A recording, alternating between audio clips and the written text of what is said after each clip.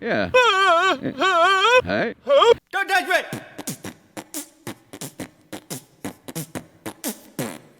Don't touch me! Whoa! Hey! Don't touch me!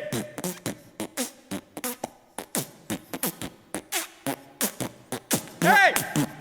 Hey! Stay indoors. I don't tell. No. What are you doing? I thought I told you to go away. Fuck off. Oh. Is irresponsible.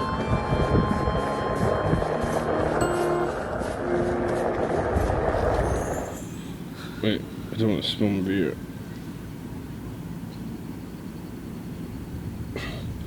You look like the murderer in a 90s film. The school shooter.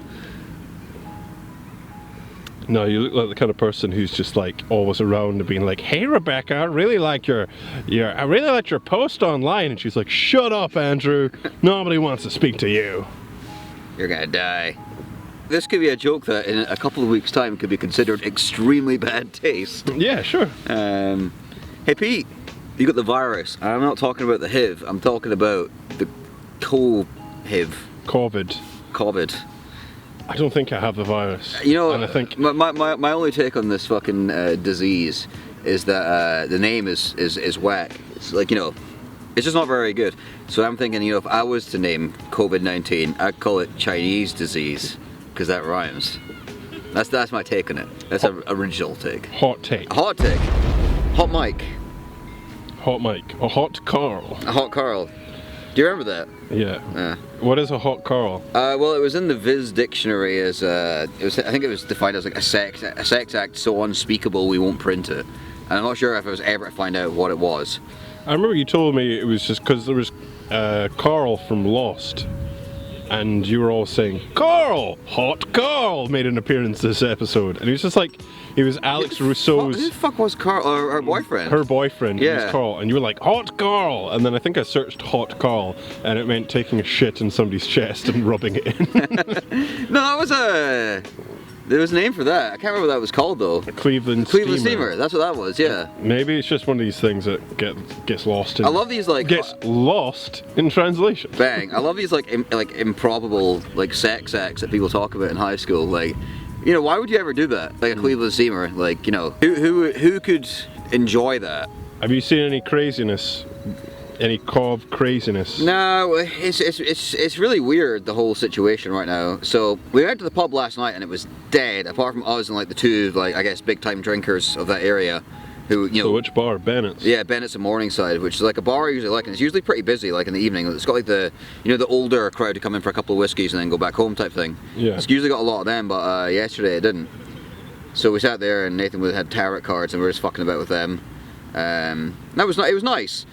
But then, yeah, it was just like, there's just a weird fucking atmosphere in town, just out and about or anywhere really. You seem to be the first person I've met who is not aware that everything is going to shit. Like, you, the way you talk about stuff, you were talking like nothing was happening, and you were surprised that you were like, "What?" Well, no, I know it's all like, I know there's like a disease like spreading and stuff like that. Like I know that. But you were surprised that people aren't. You were surprised that people are freaking out about it as much as they are. Yeah, I guess. It's like, you know, it's like for a lot of people, especially just like keep business as usual going. It's like, I don't know. Like I really don't. It's like it's a totally unprecedented thing. Like going around town today, it's like. It's still, there's people about, there's cafes still open that I thought would Morningside is completely unchanged, which is weird, because when I left Glasgow was like, you know, the hatches were getting fucking battened down, like big time. You know, it was like Buchanan Street, peak time was dead. The last day I had in work, I got in the tube in the morning and it was me and two other people in the carriage, and it is usually like you're standing because you can't get a seat. So it was just like, that was really surreal. That was like, wow, this is like fucking, like going off the deep end. But then when I get to Edinburgh, it's like in Morningside, it's kind of like, it's like business as usual. You know, like, you know what the vibe like really reminds me of? Like Children of Men. Yeah. You know, where it's like Things the, are bad. but- the apocalypse is coming, but not yet. But you know, it's like in the pipeline, and like, you know, people are just kind of getting on with it in a weird way. So there's like a lot of like I guess like I think the thing which really strikes me is that we're in the middle of like a crisis, and the amount of like normality you still see is just not like kind of what Hollywood tells you like a disease outbreak will be like, when it's like, you know, core crisis. yeah, well, everyone's gonna be getting like scanned in weird tents by guys in hazmat suits, or like, it was like I went to the pub last night with the expectation of, wow, I'm gonna have a fun night, and it was just kind of like, oh, everybody's hiding because they don't want to die. You have 12 weeks to do nothing, because, you know, generally speaking, I'm a really fucking busy guy. It's like I have 2 jobs. I train 7 days a week. I do judo twice a week. I get maybe in total like Wednesday night for about 4 hours myself. The rest of it with my girlfriend or like working on something like that. That's actually really, really small. All that's gone. It's like you don't even have to go to work anymore. It's just like all you have to do is sit in the fucking house and just like wait for it to be over. I think, yeah, I mean that's fair shout or whatever. I have not had to change much of my life. You don't do anything. No. This affects you less than probably anybody I know. You do fuck all. I do go to work, and then on Well, Monday. for a start, that's a new thing, and second of all, it's a part-time job. Don't be racist. Don't be racist. Don't be racist. So, Don't be racist. Don't be racist. Coronavirus. I showed B that set that you sent me, the one where you sing. I showed her that yesterday. She said that's the worst comedy set she's ever seen in her life. Rain on your wedding day. How does that make you feel? go fuck yourself, P. Well, no, I would say you that in private. Sam. Wasn't allowed to show another comedian. I thought she would have like. Another comedian. Yeah. Well, you could show anybody except from B, because Oh well, B is too bad. That's the one I did show. very callous. Yeah. No, that me singing set was.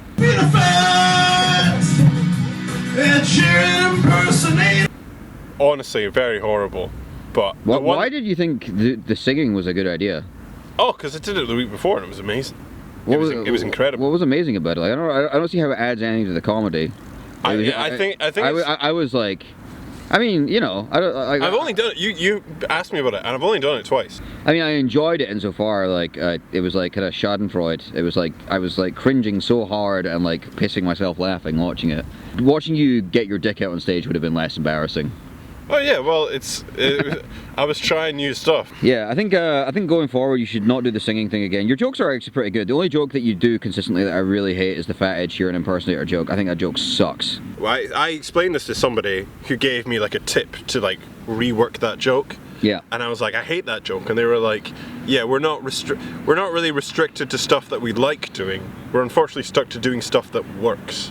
And that Ed Sheeran joke works, like on 90% of audiences, and it's really quite hacky, but I didn't make it up. It's something that did happen to me. Yeah. So it's like, I think you need to start making things up. I think that's where we're at. oh no, I've started to. I spoke to somebody recently who said, what you don't make anything up?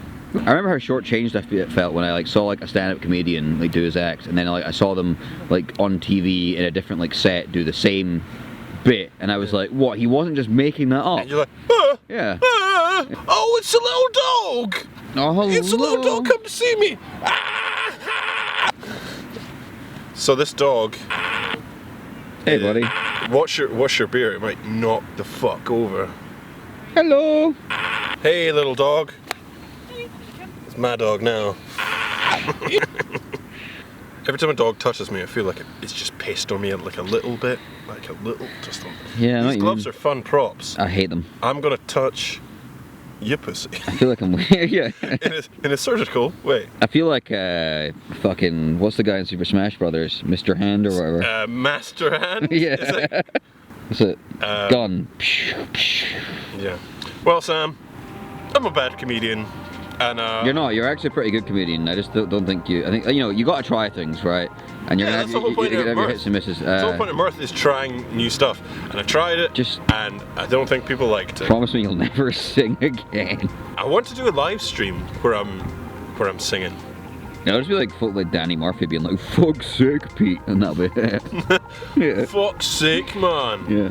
Anyone looking to buy some pallets?